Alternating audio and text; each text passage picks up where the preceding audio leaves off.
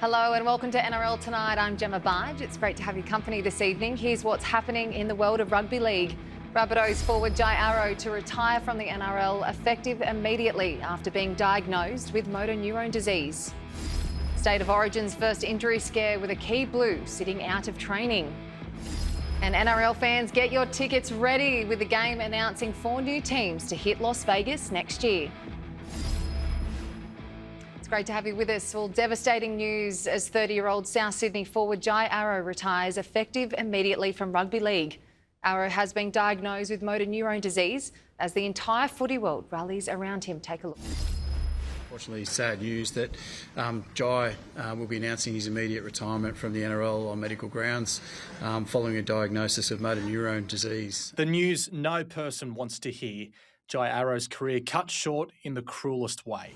You know, it is a sad day. It's probably, it's not what we wanted, but we've got it and we've got to deal with it with him and be there. It's an insidious and unfair disease, and but our most important priority is to support Jai and Barina, and that's the feeling right through from Wayne and I, the ownership, the board. Everyone just wants to be there for them. 30-year-old Arrow is staring down the fight of his life, but he won't be doing it alone. Because he has a battle on his hands, he knows that, and but he also knows that he won't have to do it by himself. We're very tired here as a group, and I don't feel that Jai has anything to worry about with regards to our attitude and how we feel about him, because it's very strong and it's real, and it'll remain that way.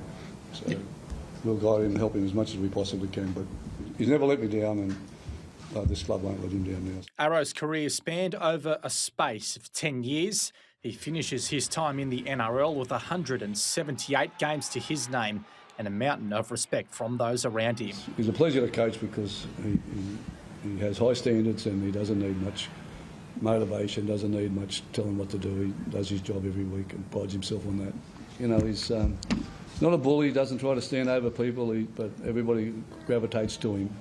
He's got a great calmness about him and got a fair bit of common sense about him as well. If there's someone that's courageous, tough as anything and will compete and put up a really good fight, it's actually Jai. So just want to send him and his family some love. Yeah, very sad.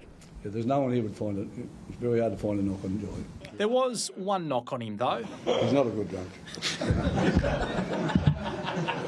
And while his time on the field has been cut short, Arrow won't be a stranger at South Sydney. He will hang around here as long as he possibly can, okay, even after I'm gone. That's just the DNA of this club, and he'll need us, we'll need him. It's as simple as that. And so no one's walking away from anybody. We're just telling you what's going on so that we can be candid with everybody and he can get on with his life and have all the treatment, all the stuff that he's got to go through. He'll go through it with the entire rugby league world behind him. Jared Pollard, Fox Sports News. Well, 2003 Premiership winner Ben Ross joins me at the desk. Benny, some absolute devastating news today in the world of rugby league. You would have admired Jai from afar. How much of an impact has he had on this game? Yeah, well, first things, thoughts go out to Jai and his family and the loved ones around him. He's got someone and the club around him, which is fantastic. But he's been a stalwart of the game, Queensland legend, and admired the way he's played football. They spoke about it, how much of influence he had in every team that he played in. So, yeah, devastating news today. But as we said, there's going to be a lot of people around him. Yeah, definitely. Thoughts and prayers go out to Jai, his family, and also the Rabbitohs community. Well, New South Wales have had their first injury scare with Stephen Crichton not training. The Star Centre is not in doubt for Game 1 of the State of Origin series, but he's being managed after he picked up an AC joint injury in round 5. It wouldn't be Origin week without an injury scare. Stephen Crichton sitting out the Blues' first training session on the Central Coast. No, I think it might have just been a little niggle from the Magic round, but as far as I know, he'll be fully training tomorrow. So I think just looking after him for the day. We didn't do all that much, so I think it's just to give him another day to recover and he'll be right tomorrow. Crichton has been nursing a grade 5 AC joint injury from the Bulldogs' Good Friday loss to South Sydney back in round 7. Young star Casey McLean is ready to stand up if Laurie Daly needs him in the centres. Oh yeah, you could say that, but obviously Laurie just said to me, stick to stick to what's working for you, and take every weekend as training and just go from there. The Blues will be looking to right their wrongs in 2026.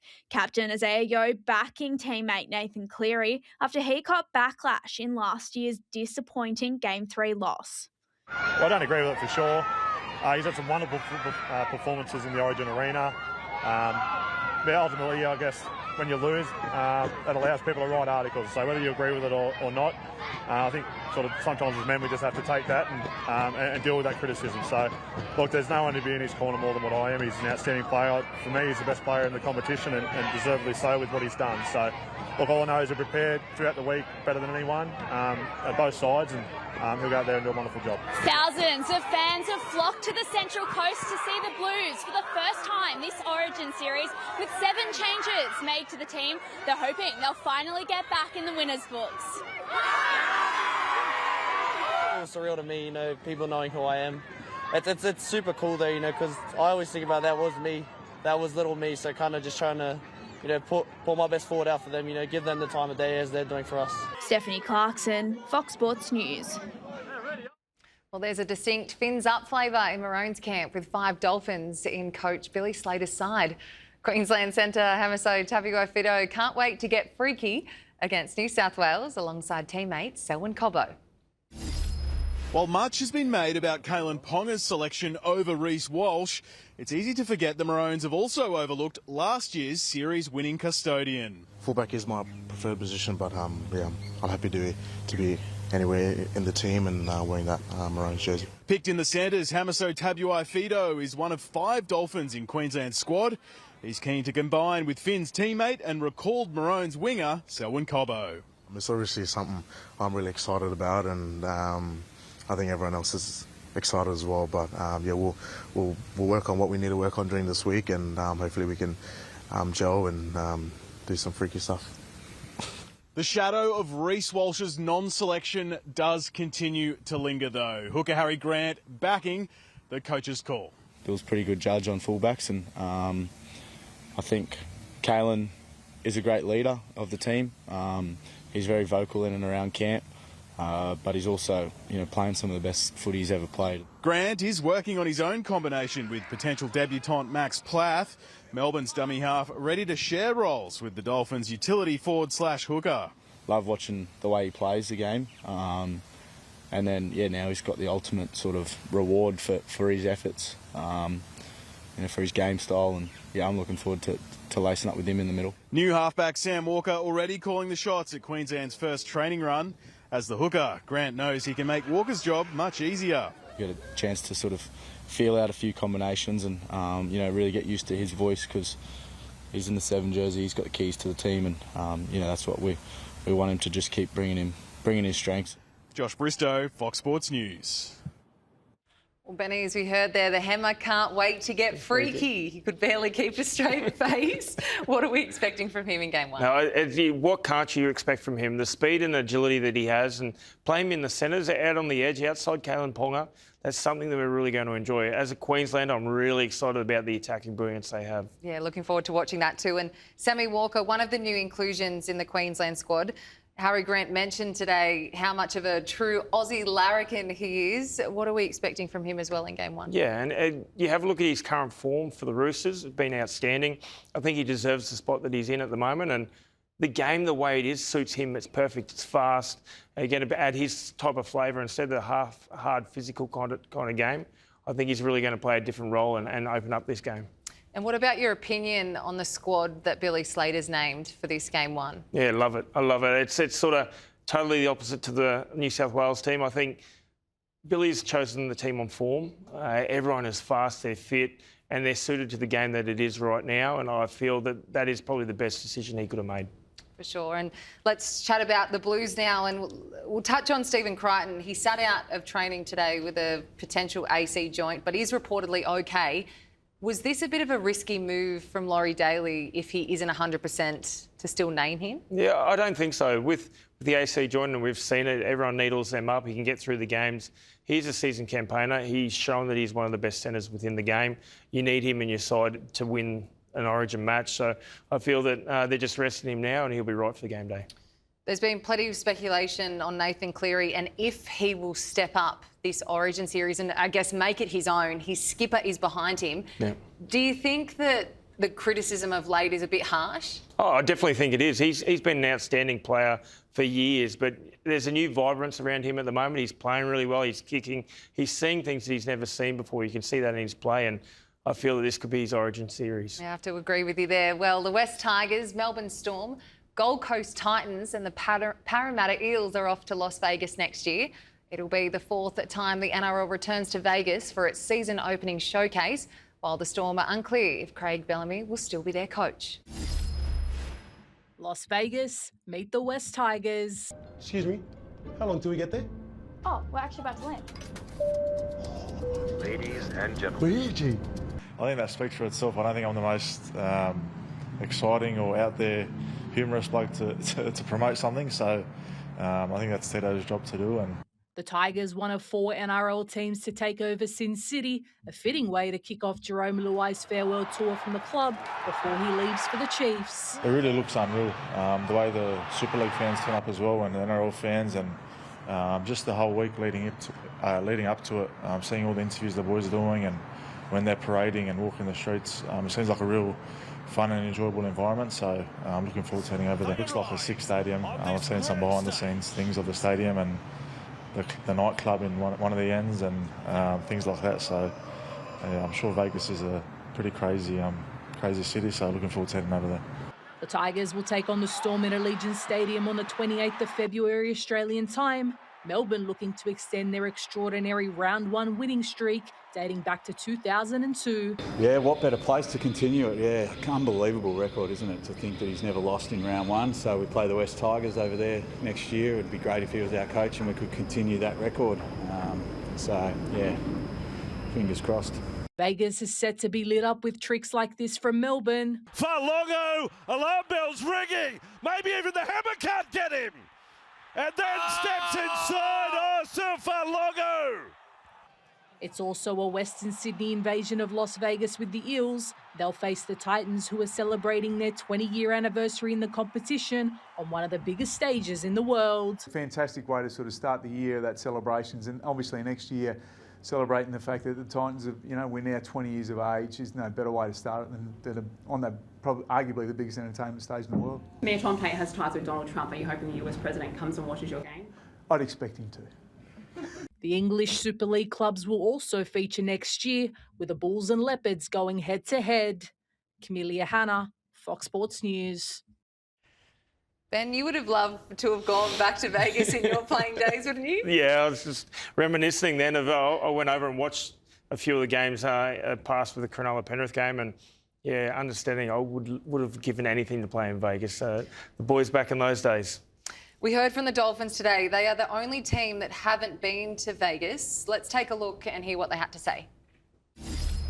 Look, it's a bit disappointing. We're obviously disappointed as a club and a little bit disappointed with the process too, I guess. We've certainly, we feel like we've been pretty successful in a lot of ways since we've come into the competition, and that's on the field, that's off the field, and I think it's pretty easy to see what we brought to the competition and the support that we brought to the competition as well. And I feel for our fans a little bit there. I know a lot of fans were really geared up and sort of led to believe that we were going to be the next team next year, and I feel for them.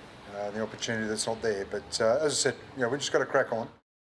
Does Christian Wolf have a point there, Ben? Well, all their fans would be disappointed, but understanding they're the latest team to have come into the competition, so maybe give everyone else a go. And when they're the last team standing, the new teams that come in, I think it'll be bigger and better. Yeah, for sure. I have to agree there. We'll stay with us here on NRL Tonight. Plenty more coming up next. As we head to the break, let's take a look at this week's edition of The Fan. Tell me about Wayne Bennett. What sums up the man for you? He's unique. He's got his own playlist. Okay. Yeah, he plays his own playlist in the gym, and he only plays his music in the gym. That's the rule. So he calls you the big fella. Do you have a nickname for him? No, not yet. I've got to work on one, I reckon. Think so. I Would think he allow that? Or does everyone just have to call him Wayne? Nah, I think if he calls me the big fella, I think I have the right to, I think so. Right to reply to give Call him something. Little fella. I don't know. Maybe that's something. I've got to come up with something for sure. Yeah.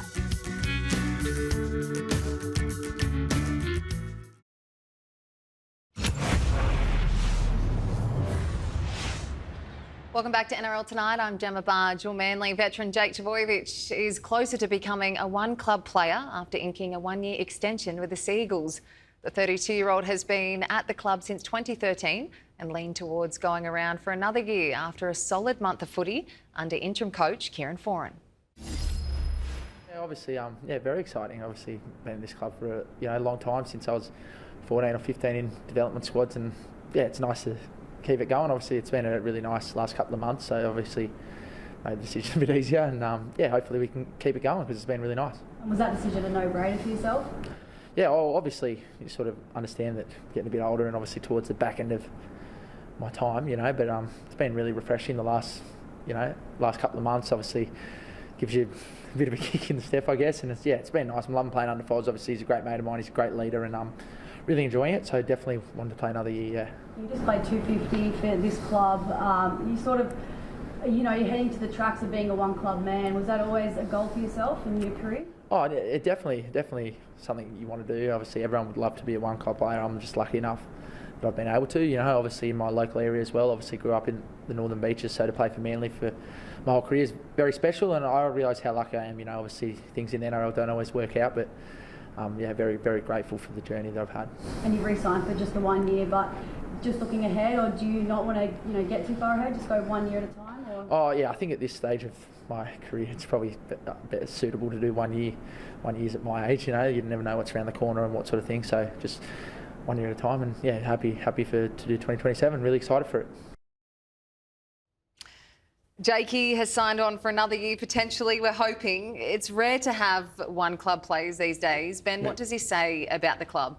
Yeah, it's a big thing, and he mentioned it there. They're winning, they're happy, the environment's great, and what's not to love about him? He has done everything for them and for the game. As you were saying, you're looking at him and he looks like this big cuddly teddy bear. Everyone seems to love him, no matter if you support Manly or not. Yeah, definitely. He's a great guy, and Manly are chasing their 7th straight win, and what a job Foz is doing for that club. Tolokola is out due to Origin, but do you think they can get the 8th this week? Oh, definitely. When you look at it, it's confidence, and they are playing with confidence. Foz, he's brought that to them, that energy, something they really need, and I think he's the man for the job right now. He's proven what he's worth, and that team is just rolling and firing where they need to be. They are up against the Titans, who are, one off the bottom of the ladder. What do the Titans need to do this week and next week to essentially turn their season around? Well, it's like what Manly have done. They need to find energy, and that's probably the big thing. When energy comes into your team and you start scoring points, you get a bit more confidence, and it's confidence they're lacking. Yeah, we'll see what happens this week. Well, Broncos centre Dean Mariner has confirmed he's on track to make an incredible recovery and return to the NRL this season. The 23-year-old needed emergency surgery, and it was feared his leg could have been amputated after suffering complications from a cork in his thigh. While I was on the sideline, I didn't write myself off, so I gave myself still a chance. So, but obviously I knew it was more than a cork. I think after the game, like during the game, I was still on adrenaline, but I was able to go back on, and I guess it just everything kind of folded after the game. So I gave them a call at around like 2:30 in the morning, and wasn't too sure if they were going to pick up, but they picked up straight away, and they actually kind of gave me the early diagnosis of the compartment syndrome, which I'd never heard of before, and then they actually rushed me straight to hospital. So I was pretty lucky, to obviously have Luke and Matt Haslam. To be honest, I didn't think about it too much, because when I woke up, I saw my leg still there, so I was just like, it would have been pretty bad if I woke up and my leg wasn't there. But I didn't think of it even after. I know people were saying that I could have, but I didn't. So, I'm just pretty lucky to be in this position. It sounds like you will play again, but is this year too soon for you to be able to play again, or is there still a hope back in the year you might be able to get back on the field? Yeah, I think we're looking around the 8-week mark. So obviously we've still got plenty more games to go. So. But I'll just have to take it day by day. Let the thigh heal itself is what we're waiting for. Ben, such an incredible news for Dean Mariner to make his miracle return after that serious leg injury in round 9 against the Chooks. What's he going to bring in hopefully 8 weeks' time. He mentioned there that brings us to July. What will he do for the Broncos coming back into this squad? Well, it's the added depth for the Broncos that they need. They've been hit with injuries, and him coming back in just adds another string to their bow. He's fast, he's strong, and that excitement level that we've been speaking about with most teams, that's him. Yeah, for sure. Looking forward to his comeback. And already missing 5 players to Origin duties, the Dolphins have lost another star for Thursday night's clash with the Raiders. Centre Herbie Farnworth will miss the game with hamstring tightness. Coach Christian Wolf forced to delve deeper into his reserves to cover the England international. He's obviously a key player for us, and we'd love to have him out there tomorrow, but we throw him out there and we're missing him for 6 weeks or 8 weeks or something like that, like we did at the end of last year, and that's going to hurt more than one game. So I'm very confident we've got the coverage. Oren Keeley, every game we put him in the centres last year, we actually went through and won. So he thinks he's a bit of a difference there, so we can throw him out and hopefully do it again. A massive loss with Herbie Farnworth ruled out with hamstring tightness. The Raiders will be short a few players for Thursday night's match 2, with Easton Strange and Hudson Young both earning New South Wales selection. Strange's Origin debut means Dane Laurie will start at 5'8". Coach Ricky Stewart praising Laurie's versatility in his first year at Canberra. He's been really valuable for us this year, having already played a number of positions. He's played in the middle, which I don't think he thought he was going to sign on to be playing in the middle for us this year, but he's a very valuable player in regards to his utility, and he can play a number of positions in the back line. So with his experience and being able to do that, it's certainly been a help. Ada Mariota replaces Young in the back row, while in more good news for the Raiders, star winger Xavier Savage returns early from a syndesmosis injury suffered in round 5. We'll take it back to Herbie Farnworth. Big news out of the club. How much of a loss is this? Yeah, it's huge. They look to him when things aren't going well. He gives that power, that form that they really need, and that loss, along with the Origin players, it's going to be very tough for them. They have been playing some fantastic footy, though, chasing their 3rd win in a row. What's impressed you the most about their form and their recent games? Well, it's the bounce back. At the start, they weren't going tracking too well, but just the energy that they bring. We talk about the 5 or 4 players in Origin. That energy that they bring every week has just continued on through the squad, and they're taking out some big opponents. Yeah, for sure. And we saw before, Hammer is obviously in the camp, as well as Selwyn Cobbo. How much of a loss is this? Can they fill those 2 voids in the squad? I think it's going to be difficult. I know Ricky Stewart will be happy about them losing so many players, and now with Harvey as well. But yeah, it's a good time for them to blood through Origin. Yeah, we'll see what happens. Well, Queensland and New South Wales have named their squads for Game 3 of the Women's State of Origin series. Coach John Strange has retained the same 20-player squad for the 3rd and final game of the series. Olivia Higgins, who was named at number 14 for Game 2 but started the match, will line up at hooker for Game 3. New South Wales made it back-to-back series wins after winning the opening 2 games of the series.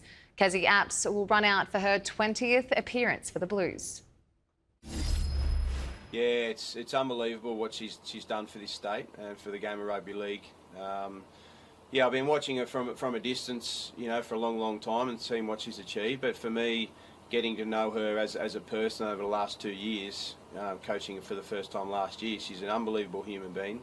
She's a team first person, which is really important to me in the environment that we've got here. So, yeah, it's a great achievement for her to run out and represent the state for the 20th time.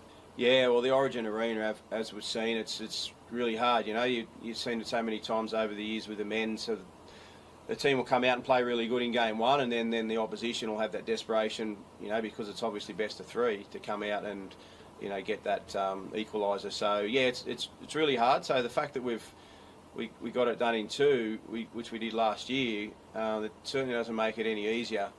People call them dead rubbers and whatnot, but they certainly aren't dead rubbers, and there's a lot of pride on the line, so it's incredibly hard, and we know that through first-hand experience last year how difficult that is, so we're certainly up for the challenge. For Queensland, they'll be without their captain Tamika Upton, who sustained an injury in Game 2 of the series. The squad includes 2 debutants as they look to avoid a series whitewash.